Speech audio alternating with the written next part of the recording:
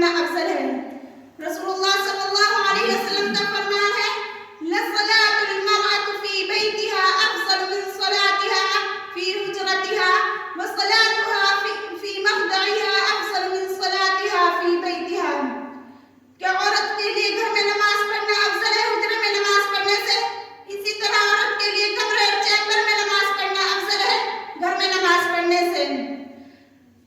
حضرت ام المؤمنین حضرت ام سلمہ رضی اللہ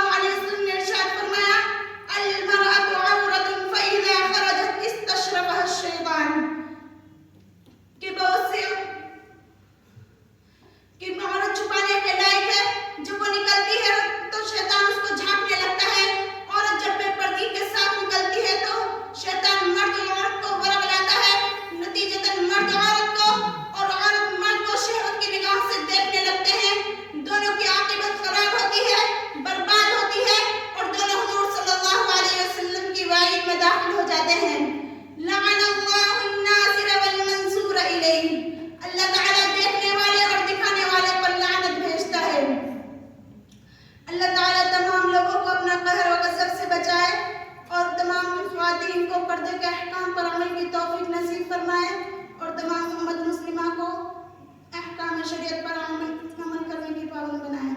وآخر دعوانا الحمدللہ رب العالمین.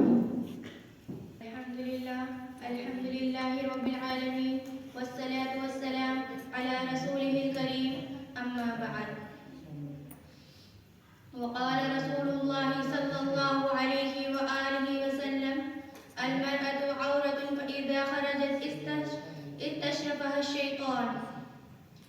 صدر محترم اور سامعین و سامعات، حضور اکرم صلی اللہ علیہ وآلہ وسلم کی بعثت سے قبل جہلائے عرب میں جہاں شرک و کفر و الحاد، شرک و بت پرستی، چوری، ڈکیتی، لوٹ کھسوٹ، شراب نوشی، قمار بازی، حرام خوری، جہالت و بربریت، ظلم و ستم، جور و جفا، بچوں کو زندہ درگور کرنا، عورتوں پر طرح طرح کے ناروا مظالم جاری رکھنا، زنا اور بدکاری جیسی مہلک خرابیاں موجود تھی.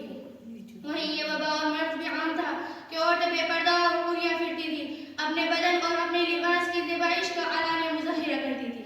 اس بد اخلاقی اور بے حیائی کی روش کو مقدس اسلام کب برداشت کر سکتا تھا؟ اس لیے اس نے جہاں قباحی و فواحش کی بے حیائی کی، ان کا خاتمہ کیا، ان پر روک لگائی. وہی عورتوں کو حکم دیا کہ پردہ کرے، اپنے گھروں میں ٹھہرے اور زمانہ جاہلیت کی طرح باہر نکل کر اپنے حسن و جمال کی نمائش کرتی نہ پھرے، یعنی اپنے گھروں میں قرار پکڑو اور دکھاتی نہ پھرو، جیسا کہ زمانہ جاہلیت کے وقت دکھانے کا دستور تھا. اور دوسری مقدس آیت میں خداوند تعالیٰ نے حکم فرمایا، اے نبی اپنی بیویوں، اپنی بیٹیوں اور مسلم عورتوں سے فرما دے کہ اپنے اوپر اپنی چادروں کو لٹکا دے. اسلام کے پاس بانو آج بڑے زور و شور سے نعرہ بلند کیا جاتا ہے، مغربی افکار کی تقلید میں اس پروپیگنڈا کی یورش کی جاتی ہے. اہل امریکہ، اہل یورپ آئے دن یہ اعتراض دہراتے رہتے ہیں، اخبار کے کالموں میں بار بار یہ سرخیاں چھپتی رہتی ہے، اسلام میں پردے کا حکم فطرت کے خلاف ہے، پردہ انسان کی فطری حریت کے خلاف ہے، پردہ تمدنی ترقی میں آڑ ہے، پردہ عورتوں کے لیے قید ہے، پردہ عورتوں کو گھروں میں محبوس و مقید رکھتا ہے، پردہ عورتوں کو ان کے اعلیٰ حقوق سے محروم رکھتا ہے.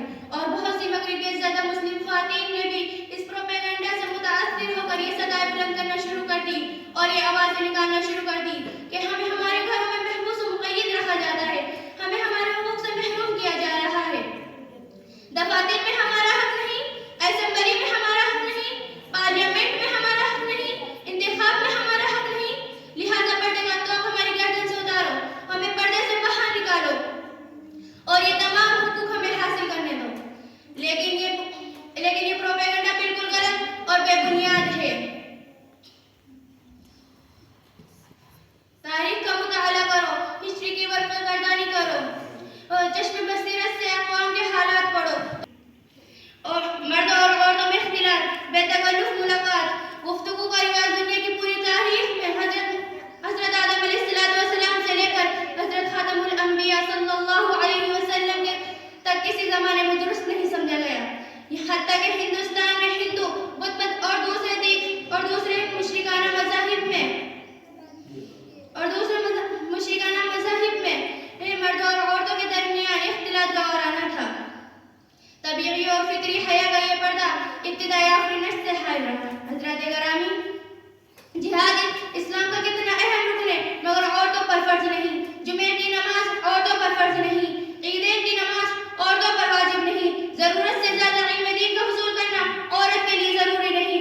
ہر اسلام کا کتنا اہم فریضہ ہے، مگر عورت پر اس وقت تک فرض نہیں جب تک اس کے ساتھ محرم یا شوہر نہ ہو. یہ تمام احکامات صرف اس وجہ سے کہ عورت پردے اور حجاب میں رہے. اس سے آپ پردے کی اہمیت اور فضیلت کا اندازہ لگا سکتے ہیں کہ جماعت کی نماز 27 گنا فضیلت رکھتی ہے، مگر عورت کے لیے گھر میں نماز پڑھنا افضل ہے.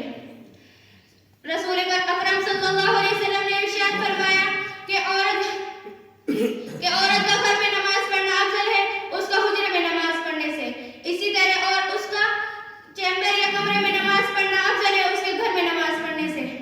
حضرت ام سلمہ رضی اللہ تعالیٰ عنہ فرماتی ہے کہ میں اور حضرت میمونہ رضی اللہ تعالیٰ عنہ آپ صلی اللہ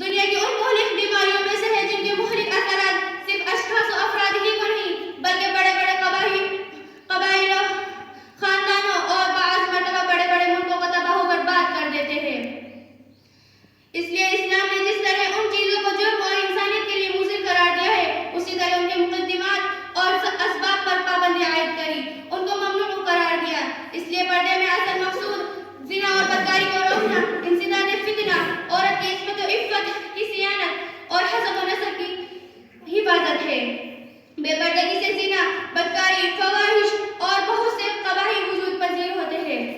آپ تمام حضرات واقف و باخبر ہیں کہ مغربی ممالک نے جب بے پردگی کا اعلان کیا اور عورتیں عام دفاتر اور سڑکوں پر چلنے لگی تو زنا عام ہوا، بدکاری نے جنم لیا۔ ایک سروے کے مطابق امریکہ میں ہر 46 سیکنڈ پر ایک زنا بالجبر کا واقعہ رونما ہوتا ہے اور ہزارہ بچے ایسے پیدا ہوتے ہیں جن کا کوئی باپ نہیں ہوتا، جو نسل انسانی کے ساتھ ظلم عظیم ہے۔ حضرات گرامی، یہ دنیاوی اعتبار سے بے پردگی کے نقصانات ہیں اور آخرت کے اعتبار سے اس میں تباہی و بربادی اور خسارہ ہی خسارہ ہے۔ آپ صلی اللہ علیہ وسلم نے فرمایا، المرأة عورة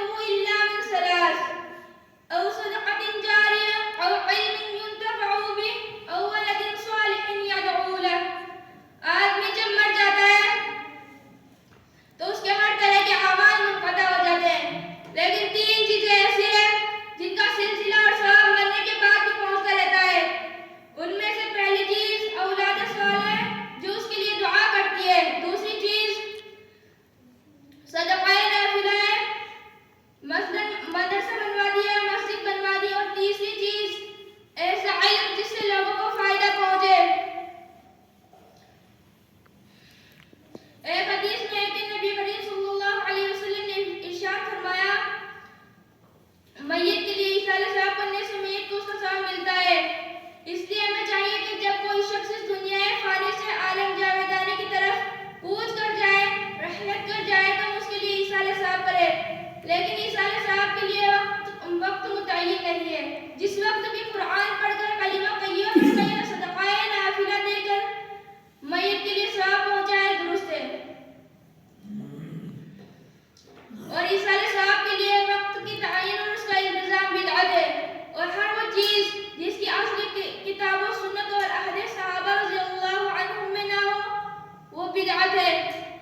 نبی کریم صلی اللہ علیہ وسلم نے ارشاد فرمایا، کل محدثۃ بدعۃ وکل بدعۃ ضلالۃ وکل ضلالۃ فی النار۔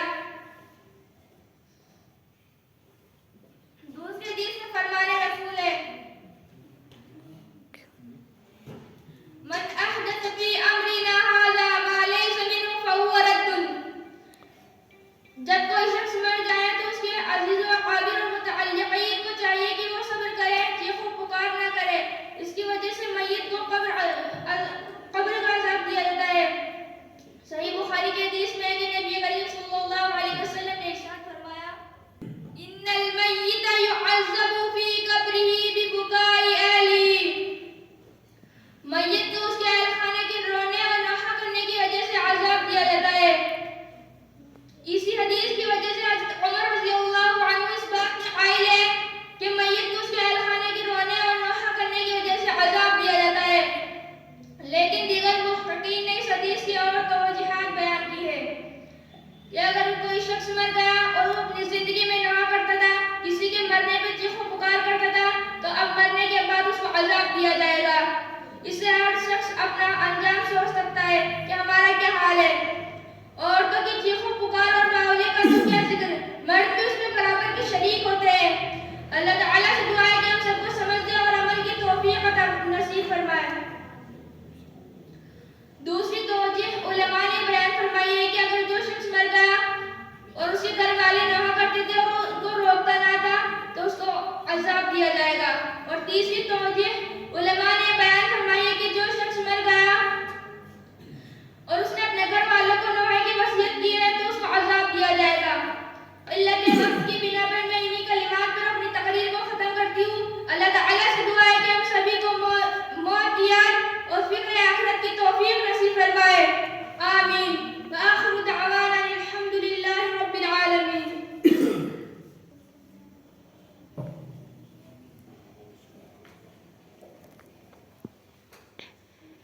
السلام علیکم ورحمۃ اللہ وبرکاتہ۔ الحمد للہ رب العالمین، والصلاة والسلام علی سید الانبیاء والمرسلین وعلی آلہ وصحبہ اجمعین، اما بعد، فاعوذ باللہ من الشیطان الرجیم، بسم اللہ الرحمن الرحیم۔ اذا جاء اجلهم لا يستأخرون ساعة ولا يستقدمون۔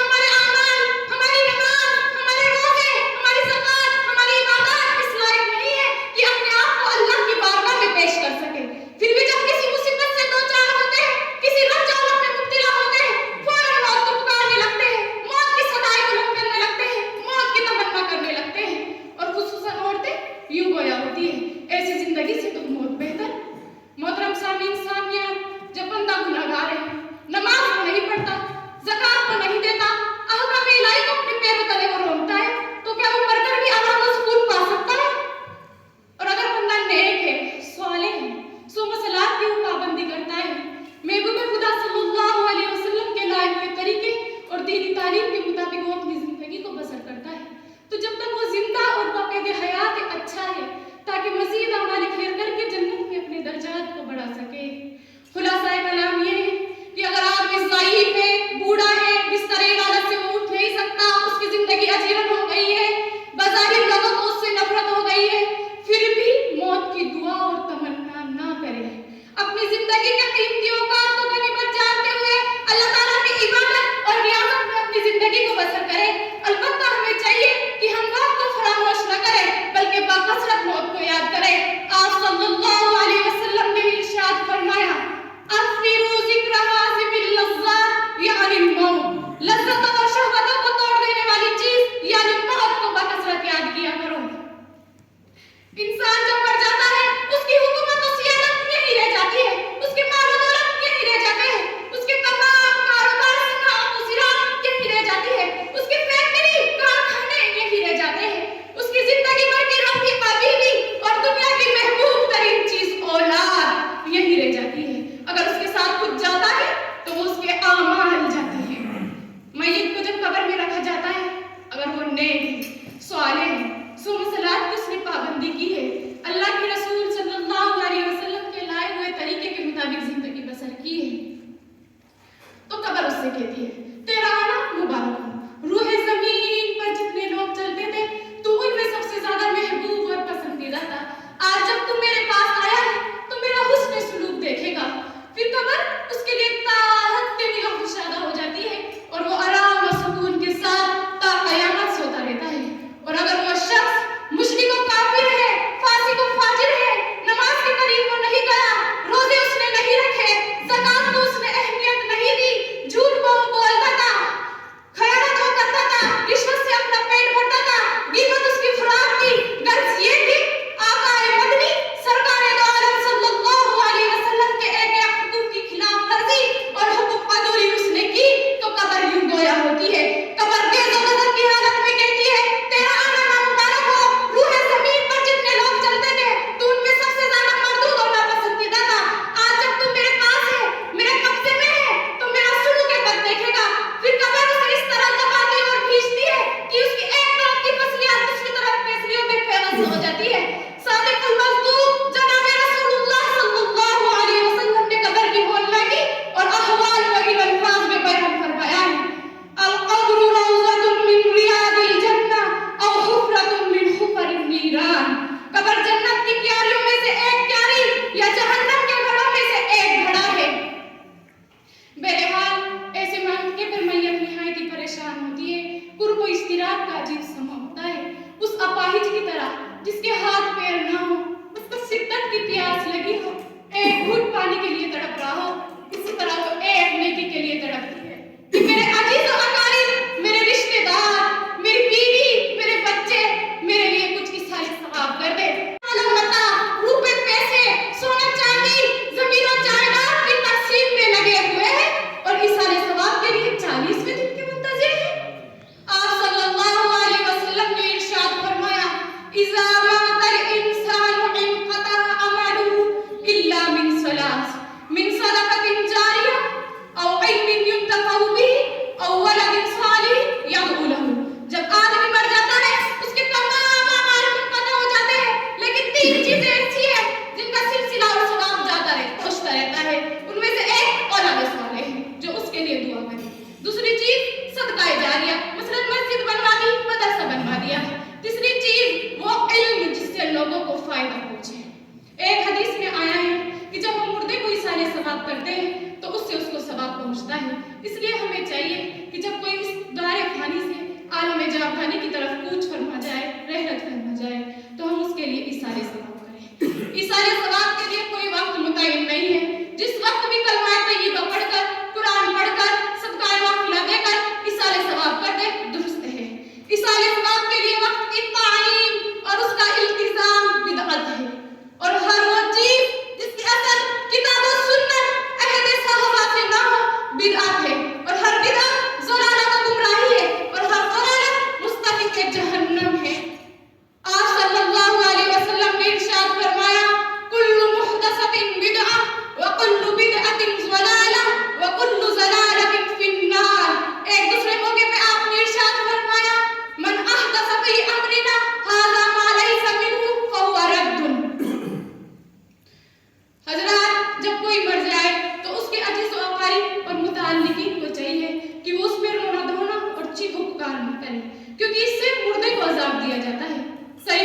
वाली हदीस है, आप सल्लल्लाहु अलैहि वसल्लम ने इरशाद फरमाया, इन्नल मय्यिता युअज़्ज़बु फी क़ब्रिही बिबुकाइ अहली, मुर्दे को उसके एहल खाना के रोने की वजह से अजाब दिया जाता है। किसी हदीस की वजह से हजरत उमर इस बात के कायल थे कि मुर्दे को उसके एहल खाना के रोने की वजह से अजाब दिया जाता है, लेकिन दीगर मुहक्किकीन ने इसकी तौजीहात की है। एक ये कि जो शख्स मर गया है, अगर वो अपनी जिंदगी में नोहा करता था, किसी के मरने पे चीखो पुकार करता था, तो उसको उसकी कब्र में अजाब दिया जाएगा। इससे हर शख्स अपना अंजाम देख ले कि मेरा क्या हाल है। औरतों के चीखो पुकार और काले ताजुब का कहना, मर्द भी इसमें बराबर के शरीक हो जाते हैं। अल्लाह ताला हम सबको समझ दे और अमल की तौफीक नसीब फरमाए।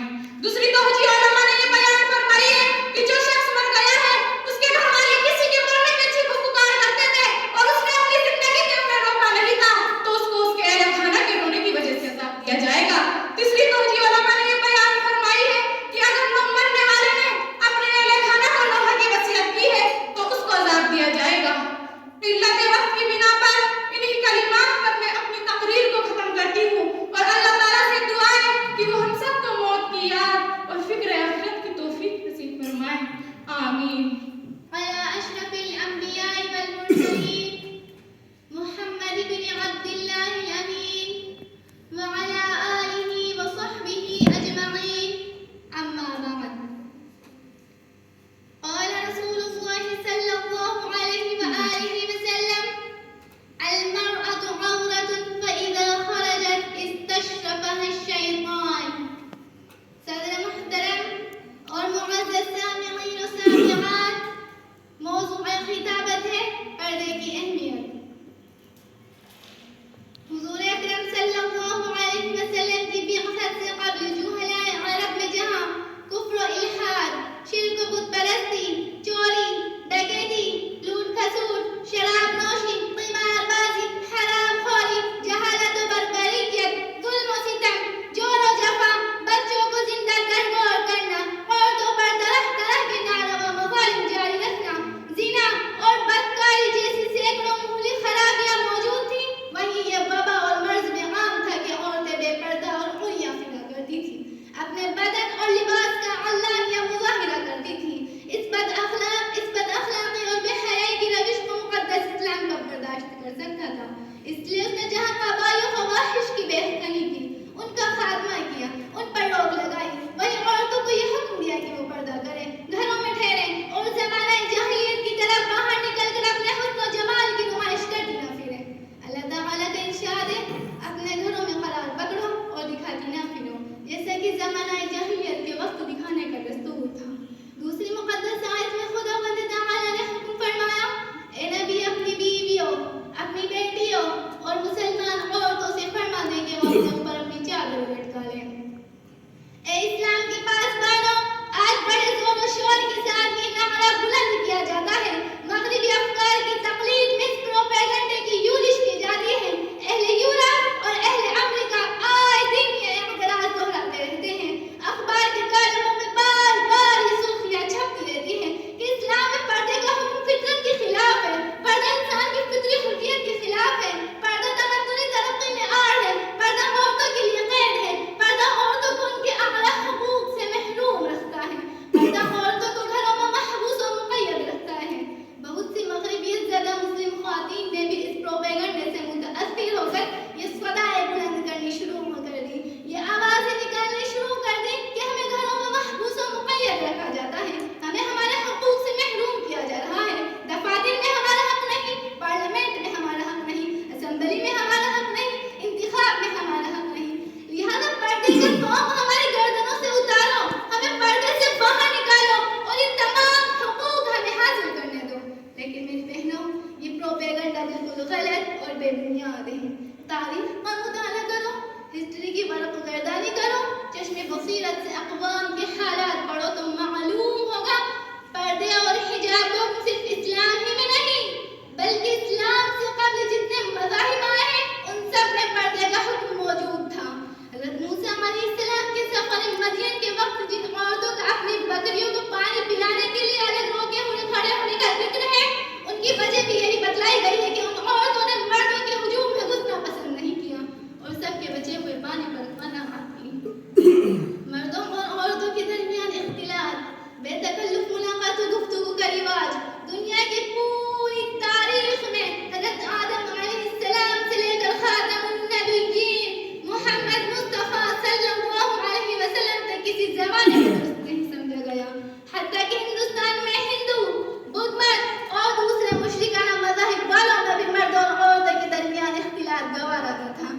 فطری اور طبقی حیا کا یہ پردہ ابتدائی آفرینش سے حائل رہا۔ حضرات گرامی، جہاد اسلام کا کتنا اہم رکن ہے، مگر عورتوں پر فرض نہیں۔ جمعہ کی نماز عورتوں پر فرض نہیں، عیدین کی نماز عورتوں پر واجب نہیں، ضرورت سے زیادہ علم دین کا حصول عورت پر ضروری نہیں۔ حج اسلام کا ایک اہم فریضہ ہے، مگر عورت پر اس وقت تک فرض نہیں ہے جب تک کہ اس کے ساتھ اس کا شوہر یا محرم نہ ہو۔ یہ تمام احکامات صرف اس وجہ سے ہے کہ عورت پردے اور حجاب میں رہے۔ اس سے آپ پردے کی اہمیت و فضیلت کا بخوبی اندازہ لگا سکتے ہیں۔ جماعت کی نماز 27 گنا فضیلت رکھتی ہے، مگر عورت کے لیے گھر میں نماز پڑھنا افضل ہے۔ نبی کریم صلی اللہ علیہ وسلم نے فرمایا، لَصَلَاةُ الْمَرْأَةِ فِي بَيْتِهَا أَفْضَلُ مِنْ صَلَاتِهَا فِي حُجْرَتِهَا وَصَلَاتُهَا فِي مَسْجِدِهَا أَفْضَلُ مِنْ صَلَاتِهَا فِي بَيْتِهَا۔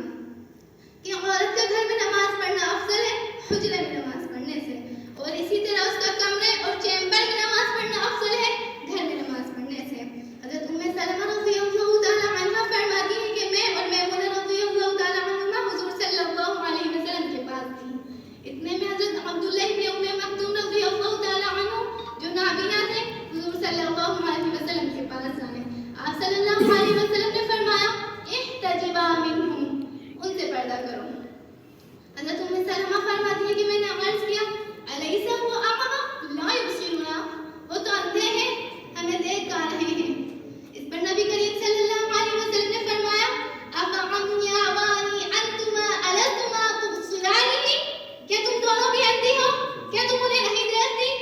حاضرین، باوجود یہ کہ حضرت عبداللہ ابن مکتوم رضی اللہ تعالی عنہ نابینا تھے، وہ کچھ دیکھتے نہ تھے، پھر بھی آپ صلی اللہ علیہ وسلم نے کتنی شدت کے ساتھ ام المؤمنین حضرت سلمہ اور حضرت میمونہ رضی اللہ تعالی عنہما کو حکم فرمایا کہ وہ پیدا کریں۔ لیکن افسوس، صد افسوس، آج ہماری مائیں بہنیں باریک سے باریک لباس میں ملبوس و مزین ہوتی ہیں، گلا ایک طرف کھلا ہوا ہے، بازو دوسری طرف کھلا ہوا ہے، اور میک اپ کر کے سڑکوں میں بازاروں میں پھرتی ہیں، خود بھی غیر محرم مردوں کا نظارہ کرتی ہیں اور ان کو بھی دعوت نظر دیتی ہیں تاکہ وہ انہیں دیکھیں اور ان کے حسن و جمال کا چرچا کریں۔ ایسی عورتوں کے بارے میں احادیث میں بہت سخت وعید آئی ہے۔ نبی کریم صلی اللہ علیہ وسلم نے فرمایا، رب کاسیات عاریات مائلات ممیلات لا يدخلن الجنة، او کما قال علیہ السلام، کہ بہت سی عورتیں آخر زمانے میں ایسی ہوں گی جو لباس پہنے ہوئے ہوں گی پھر بھی ننگی ہوں گی، ان کے بدن پر لباس ہوگا پھر بھی برہنہ ہوں گی، خود بھی غیر محرم مردوں کی طرف مائل ہوں گی، ان کو بھی اپنی طرف مائل کریں گی۔ ایسی عورتیں تک جنت میں داخل نہیں کی جائیں گی، کیونکہ انہوں نے فتنے کا دروازہ کھولا اور دنیا کو جہنم میں دھکیلنے کا ارادہ کر لیا۔ دانشورانہ قوم و ملت فواحش، بدکاری، زنا اور ان کے مقدمات اور ذرائع و اسباب دنیا کی ان مہلک بیماریوں میں سے ہیں جن کے مہلک اثرات صرف افراد و اشخاص ہی کو نہیں بلکہ بڑے بڑے قبائل و خاندان اور بعض دفعہ تو بڑے بڑے ملکوں کو تباہ و برباد کر دیتے ہیں۔ اس لیے اسلام نے جہاں جس طرح ان چیزوں کو ظلم اور انسانیت کے لیے مضر قرار دیا، ان کے ذرائع و اسباب پر پابندی عائد کر دی اور ان کو ممنوع قرار دیا۔ اس لیے پردے میں اصل مقصود زنا اور بدکاری سے روکنا، انسداد فتنہ اور دنیا قسمت و عفت کی صیانت اور حسب و نسب کی حفاظت ہے۔ بے پردگی سے زنا، بدکاری، فحشکاری اور بہت سے قبائح وجود پذیر ہوتے ہیں۔ آپ حضرات واقف و باخبر ہیں کہ جب مغربی ممالک نے بے پردگی کا اعلان کیا اور عورتیں عام دفاتر اور سڑکوں میں چلنے لگی تو زنا عام ہوا، بدکاری نے جنم لیا۔ ایک سروے کے مطابق امریکہ میں ہر 46 سیکنڈ پر ایک زنا بالجبر کا واقعہ رونما ہوتا ہے۔ روزانہ ہزاروں بچے ایسے پیدا ہوتے ہیں جن کا کوئی باپ نہیں ہوتا۔ یہ نسل انسان کے ساتھ ظلم عظیم ہے۔ لیکن میری بہنوں، یہ تو دنیاوی اعتبار سے بے پردگی کے نقصانات ہیں، آخرت کے اعتبار سے بھی اس میں تباہی، بربادی اور خسارہ ہی خسارہ ہے۔ نبی کریم صلی اللہ علیہ وسلم نے فرمایا، المرأة عورة فإذا خرجت استشرفها الشيطان، کہ عورت چھپانے کے لائق ہے، جب وہ باہر نکلتی ہے تو شیطان اسے جھانکنے لگتا ہے۔ جب عورت بے پردگی کے ساتھ باہر نکلتی ہے تو شیطان مرد اور عورت کو ورغلاتا ہے، نتیجتاً مرد عورت کو اور عورت مرد کو شہوت کی نگاہ سے دیکھتا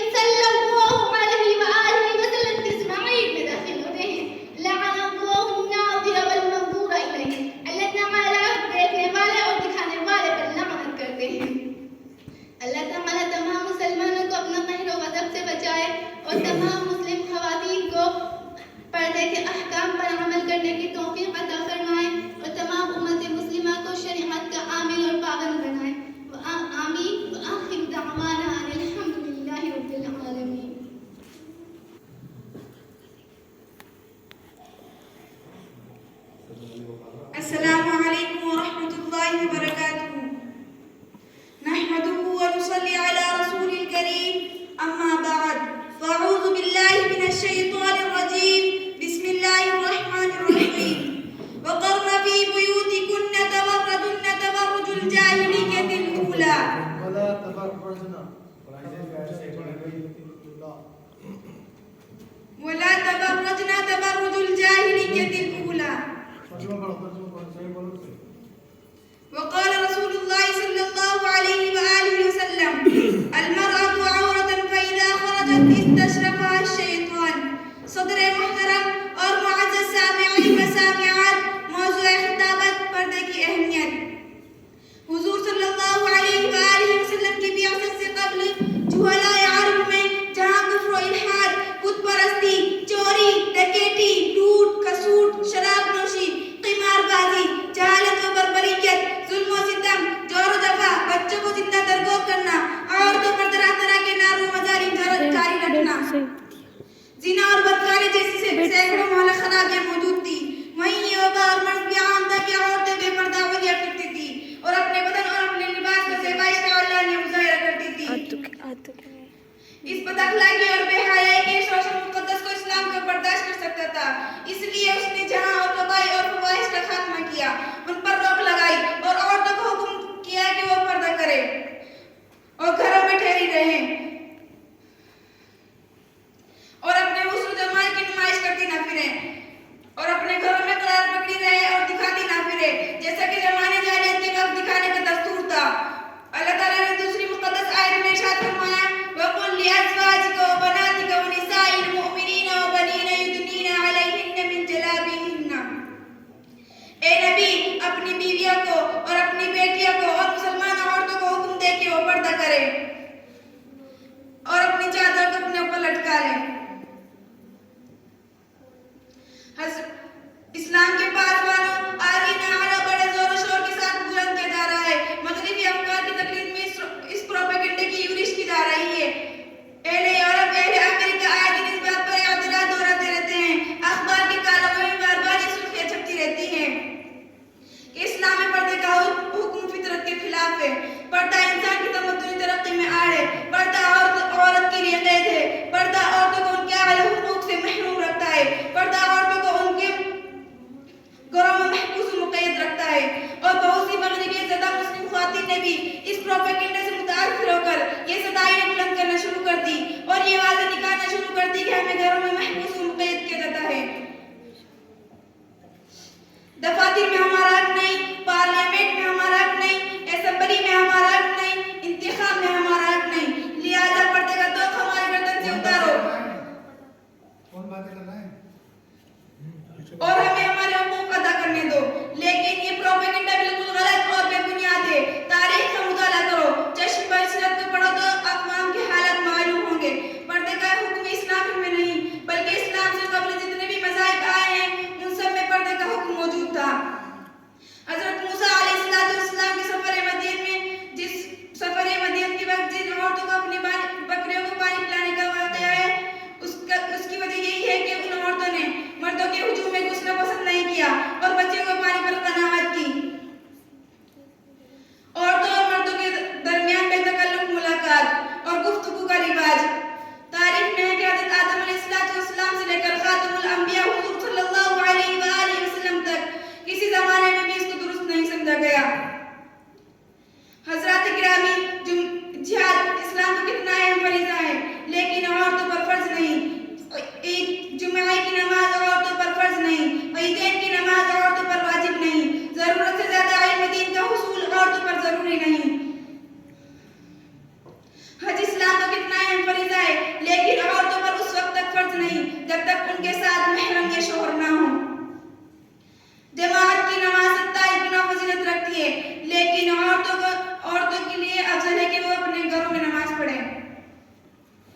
آپ صلی اللہ علیہ وسلم نے ارشاد فرمایا کہ عورت کی نماز گھر میں افضل ہے حجرے میں نماز پڑھنے سے. اسی طرح عورت کی نماز کمرے اور چیمبر میں افضل ہے گھر میں نماز پڑھنے سے. ایک حدیث میں ام المومنین حضرت ام سلمہ رضی اللہ تعالیٰ عنہ اور میمونہ رضی اللہ تعالیٰ عنہ آپ صلی اللہ علیہ وسلم کے پاس تھی. اتنے میں حضرت ابن ام مکتوم رضی اللہ تعالیٰ عنہ جو کہ نابینا تھے آپ صلی اللہ علیہ وسلم کے پاس آئے. آپ صلی اللہ علیہ وسلم نے ام سلمہ رضی اللہ تعالیٰ عنہ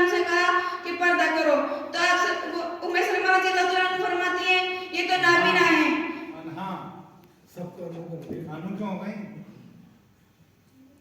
रज़ी अल्लाह तआला अन्हा फरमाती है कि ये तो नाबीना है। आप सल्लल्लाहु अलैहि वसल्लम ने इरशाद फरमाया कि तुम भी अंधी हो, तुम भी इन्हें देख नहीं सकती। हाज़रीन, बावजूद इसके कि हज़रत इब्ने उम्मे मक्तूम रज़ी अल्लाह तआला अन्हु नाबीना थे, फिर भी आप सल्लल्लाहु अलैहि वसल्लम ने कितनी सख्ती के साथ उन्हें पर्दे करने का हुक्म दिया। अब लेकिन अफसोस, सदा अफसोस, आज हमारी माएँ और बहनें बारीक से बारीक दुपट्टा और बारीक से बारीक लिबास पहनती हैं। गला एक तरफ से खुला हुआ और बाजू दूसरी तरफ से खुला हुआ।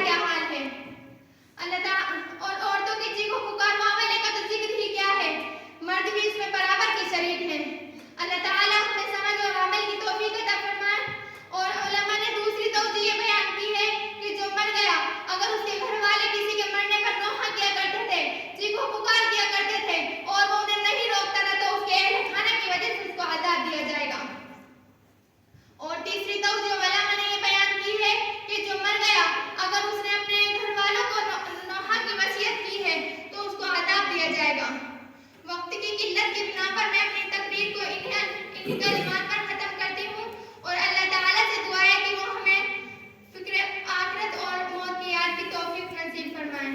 آمین وآخر دعوانا ان الحمد للہ رب العالمین.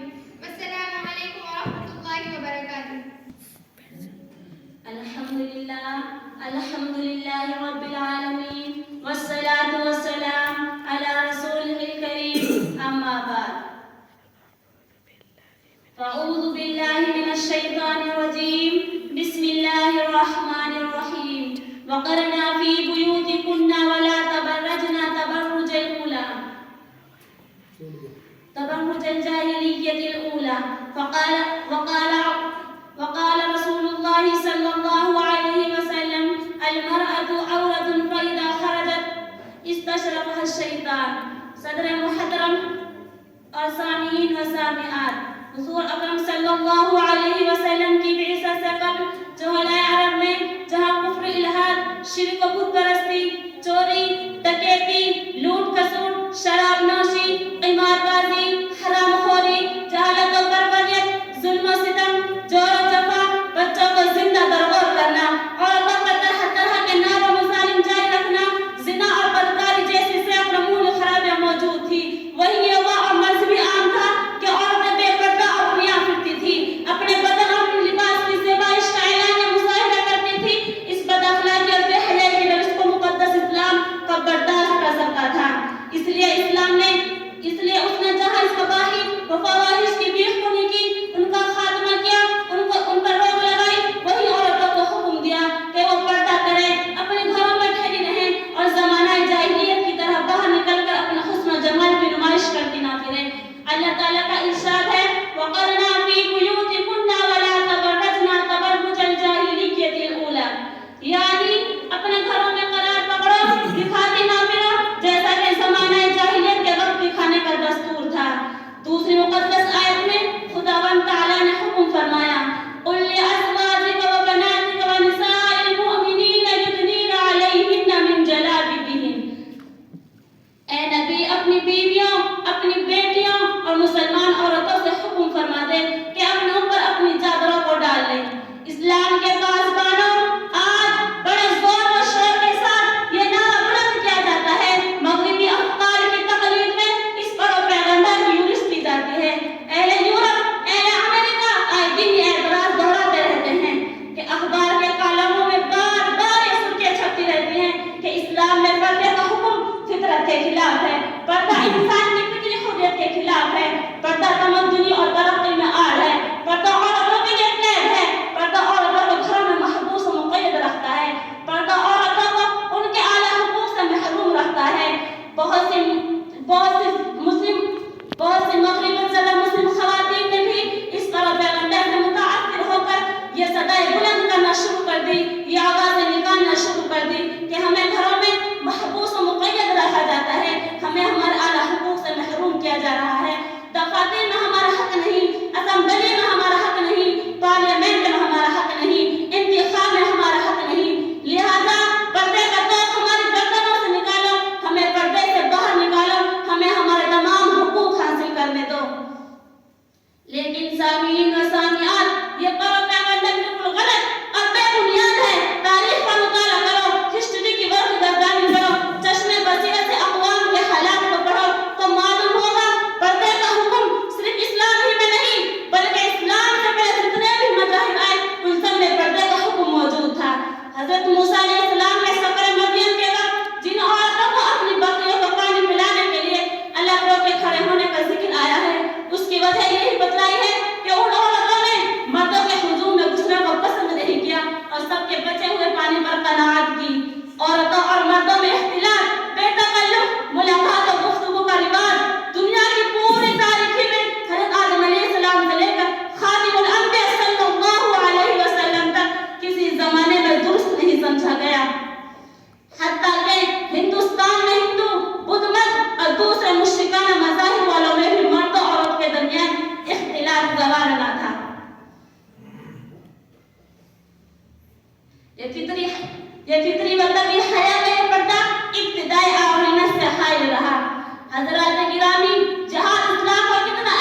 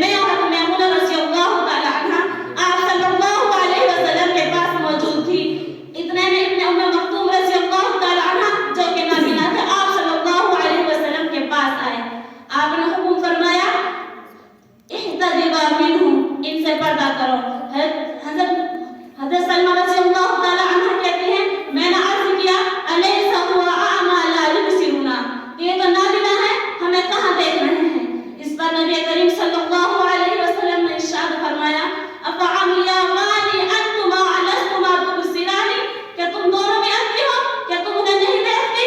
حاضرین، باوجود یہ کہ ابن عمر مختوم رضی اللہ تعالی عنہ نابینا تھے، کچھ دیکھتے نہیں تھے، پھر بھی آپ صلی اللہ علیہ وسلم نے کتنی شدت کے ساتھ ام المومنین حضرت ام سلمہ رضی اللہ تعالی عنہ، حضرت میمونہ رضی اللہ تعالی عنہ کا پردہ کرنے کو حکم فرمایا۔ لیکن افسوس صد افسوس، آج ہماری مائیں اور بہنیں باریک سے باریک لباس میں ملبوس اور مزین ہوتی ہیں، گلا ایک طرف کھلا ہوا، بازو دوسری طرف کھلا ہوا، میک اپ کر کے سڑکوں اور بازاروں میں پھرتی ہیں، خود بھی غیر محرم مردوں کو نظارہ کرتی ہیں، ان کو بھی دعوت نظارہ دیتی ہیں تاکہ وہ ان کو دیکھیں اور ان کے حسن و جمال کا چرچا کریں۔ ایسی عورتوں کے بارے میں احادیث میں سخت وعید آئی ہے۔ نبی کریم صلی اللہ علیہ وسلم کا ارشاد ہے رب قاسیات عاریات مائلات ممیلات لا يدخلن الجنہ، او کما قال علیہ السلام، کہ زمانے میں بہت سی عورتیں پیدا ہوں گی جو لباس پہنے ہوں گی پھر بھی ننگی ہوں گی، ان کے بدن پر لباس ہوگا پھر بھی برہنہ نہ ہوں گی۔ ایسی عورتیں ہر کی جنت میں داخل نہیں کی جائیں گی، اس لیے کہ انہوں نے فتنے کا دروازہ کھولا اور دنیا کو جہنم میں دھکیلنے کا ارادہ کیا۔ دانشوران قوم ملت، فواحش، بدکاری، زنا اس کے مقدمات، ذرائع اسباب دنیا کی ان مختلف بیماریوں میں سے جن کے مہلک اثرات صرف اشخاص و افراد ہی کو نہیں بلکہ بڑے بڑے خاندان و قبائل اور بعض دفعہ بڑے بڑے ملکوں کو تباہ و برباد کر دیتے ہیں۔ اس لیے اسلام نے جس طرح ان چیزوں کو جرم اور انسانیت کے لیے مجرم قرار دیا، ان کے اسباب پر بھی پابندی عائد کی، ان کو ممنوع قرار دیا۔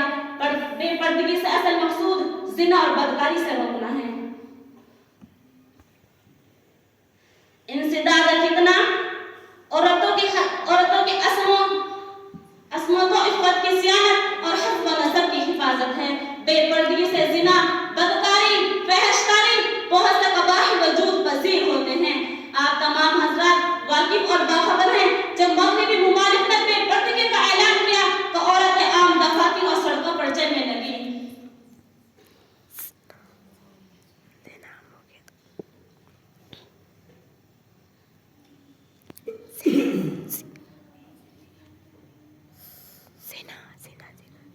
بے جبر دبا کے رونما ہوتا ہے، روزانہ ہزاروں بچے ایسے پیدا ہوتے جن کا کوئی باپ نہیں ہوتا۔ سامعین و سامعات، یہ تو بے پردگی کے اعتبار سے دنیا کے نقصانات ہیں، آخرت کے اعتبار سے بھی اس میں تباہی و بربادی اور خسارہ ہی خسارہ ہے۔ نبی کریم صلی اللہ علیہ وسلم کا ارشاد ہے المرأة عورة فإذا خرجت استشرفها الشیطان، کہ عورت چھپانے کی لائق ہے، جب وہ باہر نکلتی ہے تو شیطان اس کو جھانکنے لگتا ہے، اور جب وہ بے پردگی کے ساتھ گھر سے باہر نکلتی ہے تو شیطان مرد عورت کو ور گلاتا ہے۔ نتیجتاً مرد عورت کو، عورت مرد کو شہوت کی نگاہوں سے دیکھنے لگتی ہیں، دونوں کی عاقبت خراب ہوتی ہے، برباد ہوتی ہے، اور دونوں نبی کریم صلی اللہ علیہ وسلم کے اس فرمان میں داخل ہوتے ہیں لعن اللہ الناظر والمنظور الیہ، اللہ تبارک و تعالی دیکھنے والے اور دکھانے والے دونوں پر لعنت بھیجتا ہے۔ اللہ تعالیٰ تمام مسلمانوں کو اپنے قہر و غضب سے بچائے اور تمام مسلم خواتین کو پردے کے احکام پر عمل کرنے کی توفیق عطا فرمائے، آمین و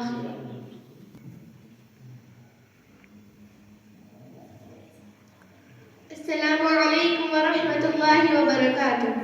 الحمد للہ رب العالمین والصلاة والسلام علی رسولہ الکریم، اما بعد فاعوذ باللہ من الشیطان الرجیم، بسم اللہ الرحمن الرحیم، اذا جاء اجلهم لا يستأخرون ساعة ولا يستقدمون۔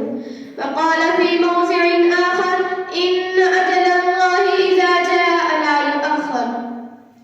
لائق صدا احترام جناب صدر، اسٹیج پر رونق افروز علماء کرام و مہمانان اعظام، آج کی اس عظیم الشان اجلاس میں آپ حضرات کو اس خوفناک وادی کی سیر کرانا چاہتی ہوں جو تمام نفوس و ذی روح کے لیے آخری منزل اور ایسا پل ہے جس کو عبور ہر فرد بشر کے لیے ناگزیر ہے۔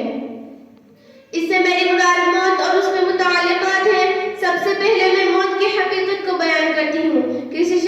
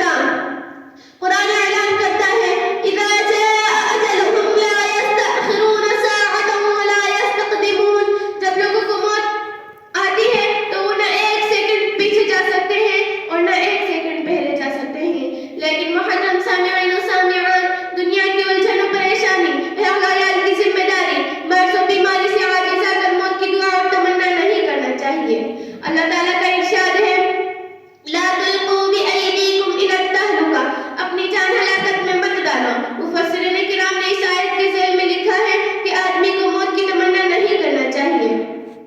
خود آقا حاصل ورضا عالم صلی اللہ علیہ وسلم ارشاد فرمایا لا تتمنوا الموت، موت کی تمنا نہ کرو. لیکن افسوس صد افسوس، ایک تو آج ہمارے اعمال، ہماری نماز، ہمارا روزہ، ہماری زکات، ہماری عبادت ایسے اس قابل نہیں کہ ہم اللہ کے دربار میں پیش کر سکیں. پھر بھی جب کسی مصیبت سے دوچار ہوتے ہیں یا کسی رنج و الم میں مبتلا ہوتے ہیں تو فوراً موت کو پکارنے لگتے ہیں، موت کی صدائیں بلند کرنے لگتے ہیں، موت کی دعائیں کرنے لگتے ہیں. اور عورتیں خصوصاً ایسی گویا ہوتی ہے کہ ایسی زندگی سے تو موت بہتر ہے. سامعین اعزام، اگر آدمی گنہگار ہے، نماز وہ نہیں پڑھتا، روزہ وہ نہیں رکھتا، احکام الہی کو اپنے پیروں تلے رونتا ہے، تو ایسا آدمی مر کر بھی کیا چین و سکون پا سکتا ہے. اور اگر آدمی نیک ہے، صالح ہے، صوم و صلاۃ کا پابند ہے، محبوب خدا صلی اللہ علیہ وسلم کی دینی تعلیمات کے مطابق اپنی زندگی بسر کرتا ہے، تو جب تک وہ دنیا میں زندہ اور باقی حیات ہے بہتر ہے، تاکہ وہ مزید اعمال کر کے اپنے درجات بڑھائے. خلاصہ کلام یہ ہے کہ اگر آدمی ضعیف ہو جائے، بوڑھا ہو جائے، بستر علالت سے اٹھ نہیں سکتا، اس کی زندگی ادھیرن بن گئی ہو، لوگ اس سے نفرت کرنے لگے، پھر بھی وہ موت کی تمنا نہ کرے اور اپنی زندگی کے قیمتی اوقات کو غنیمت سمجھتے ہوئے عبادت و ریاضت میں لگ جائے اور موت کو فراموش نہ کرے اور موت کو کثرت سے یاد کرے. رسول اللہ صلی اللہ علیہ وسلم نے ارشاد فرمایا اکثروا ذکر ہادم اللذات یعنی الموت، لذتوں اور شہوتوں کو توڑنے والی چیز یعنی موت کو کثرت سے یاد کرو. محترم سامعین و سامعات، انسان جب مر جاتا ہے مال و دولت یہی رہ جاتی ہے، حکومت و سیاست یہی رہ جاتی ہے، فیکٹری و کارخانے یہی رہ جاتے ہیں، تمام کاروبار، صنعت و زراعت یہی رہ جاتے ہیں. زندگی بھر کی رفیقہ، بیوی اور دنیا میں سب سے محبوب ترین چیز اولاد یہی رہ جاتی ہے. اگر اس کے ساتھ جاتے ہیں تو صرف اس کے اعمال جاتے ہیں. جب میت کو قبر میں رکھا جاتا ہے تو اگر وہ شخص نیک ہے، صالح ہے، صوم و صلاۃ کا پابند ہے، غرض یہ کہ رسول اللہ صلی اللہ علیہ وسلم کی دینی تعلیمات کے مطابق اپنی زندگی بسر کرتا ہے، تو قبر کہتی ہے تیرا مبارک ہو. جتنے آدمی روئے زمین پر چلتے پھرتے تھے تو ان میں سب سے زیادہ محبوب و پسندیدہ تھا. آج جب کہ تو میرے پاس آ ہی گیا ہے، میرا حسن سلوک دیکھے گا. پھر قبر تا حد نظر کشادہ ہو جاتی ہے